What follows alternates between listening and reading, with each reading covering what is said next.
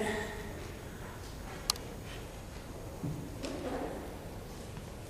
the event, I believe it comes from God.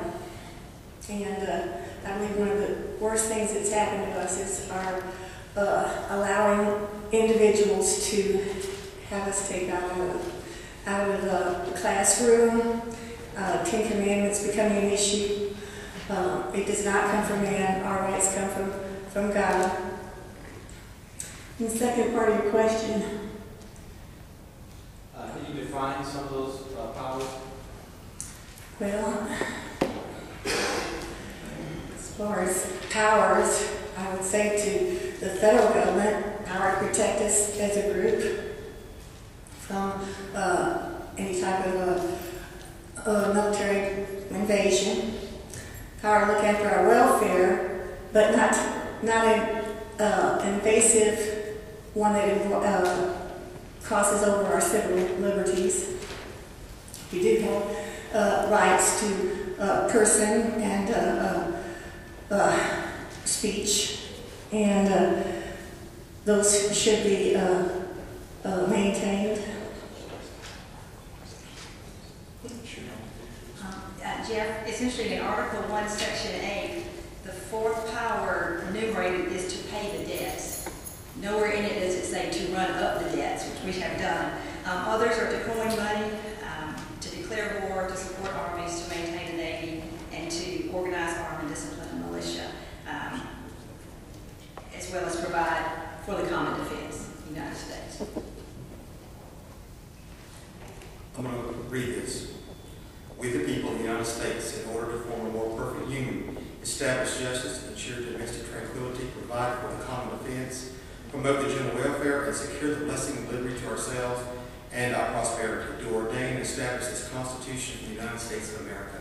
That is the only rule of law. That's the only thing we need to go by to make sure that we are protected, to make sure that taxes are collected correctly, to make sure that the United States is on the right path. The only thing is the United States Constitution. And I think, Jeff, what you're looking for specifically is Article 1, Section 8 of the United States Constitution. Article 1 outlines all of Congress's duties and responsibilities. And one of the primary duties that it has neglected and failed us with is coining money. We now have a central banking system in the United States. We've had for about 100 years.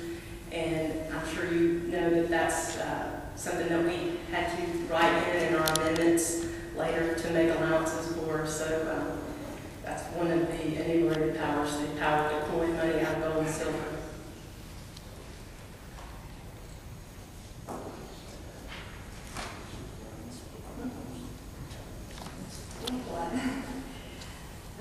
I'm not sure I know how to answer this question either. So, to what degree does protecting civil liberties include allowing such things as Sharia law to be practiced in the United States?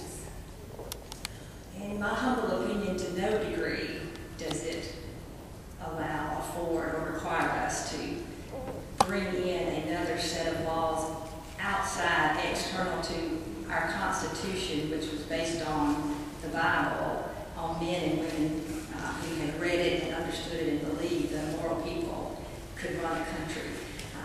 I am concerned, I think you might be getting to the politically correct form of conversation, acceptance. I'm very concerned what might be appropriate in a community of like-minded people who choose to live in an area and decide different things they should eat, shouldn't eat, different attend church on a certain day, not a certain day. That is one thing in the United States. Another would be to supersede our system of laws, which would be very concerning to me. To substitute it at points the Quran and the Bible, I'm completely opposed to that. I believe the very fabric of our society is under attack, and I believe that our Constitution and Bill of Rights are being destroyed a lot of times by within and without. And I do not believe any laws outside of the United States should govern the people of the United States. We have a system that's set up and is protected by our Constitution, by the Bill of Rights. And also I understand that where America came from. We came from a Christian nation. We were established where people wanted to come and worship God freely. And we also allow anyone to worship in any way, form, or fashion they choose to, as long as we understand that all laws are held and kept sacred by the Constitution of the United States. I don't see anything wrong with Kent's statement. I agree with him 100%. The Sharia law is part of Muslim religion. We have freedom of religion in this United States. Muslims are free to practice their religion. Their law does not ever take precedence over our Constitution, period.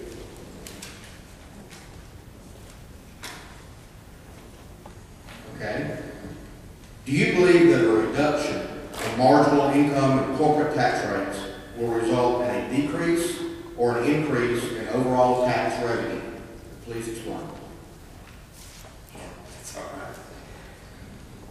I do believe that we need to lower taxes, and all the areas you just mentioned, that we need to lower the taxes. When you cut taxes, you also put money back into the American people's hands so that we have more money to spend on goods and services. And when we spend more on goods and services, we pay taxes. So we'll increase the money that goes into the coffers of the government. So I believe also when we cut taxes, that we also have to cut spending. So yes, if we do cut taxes, that we will have to look hard at where we're spending the waste and the fraud that's going on, and I think we can do both. I think there's a lot of fat out there, a lot of pork out there, as they call it, that needs to be cut. And when we do that, we can cut the taxes, and we can all then enjoy a more prosperous America. I do believe that eliminating corporate income taxes on companies here in the United States would save millions of American jobs.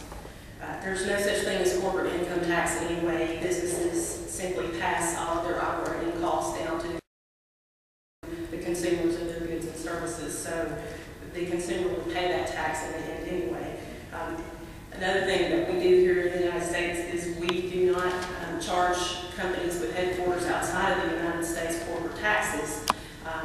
If we were to allow corporations here within our borders to be free of corporate income tax, I think you would see a large influx of companies relocating to the United States, and that would mean lots of jobs for this area.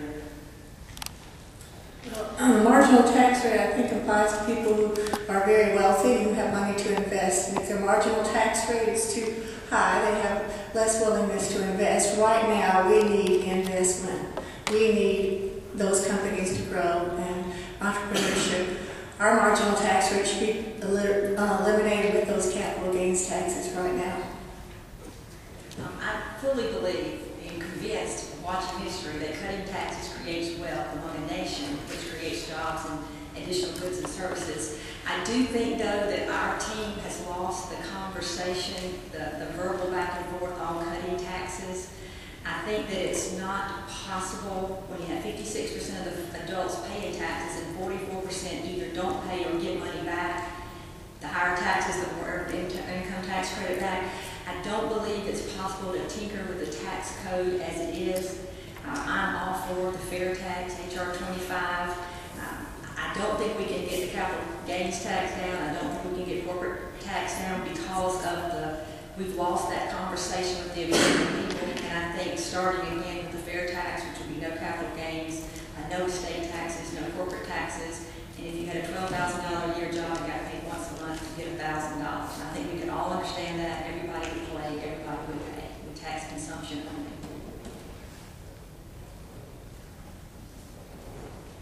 Valerie, this one's starting with you. The talk of the town right now is health care. There's a lot of constitutional concerns with the health care bill. Can you speak to some of these concerns? Sure. First off, health care is not a right. Health care is a good or a service, and just like any other good or service in a market economy. And centrally planned health care will not work.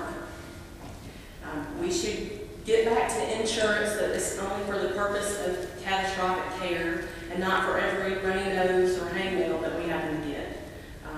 In the meantime, until we get back to that time, I think we should have insurance portability. I think we should be able to purchase insurance policies across state lines. And I think that we should have 100% tax credits and tax deductions for healthcare expenses.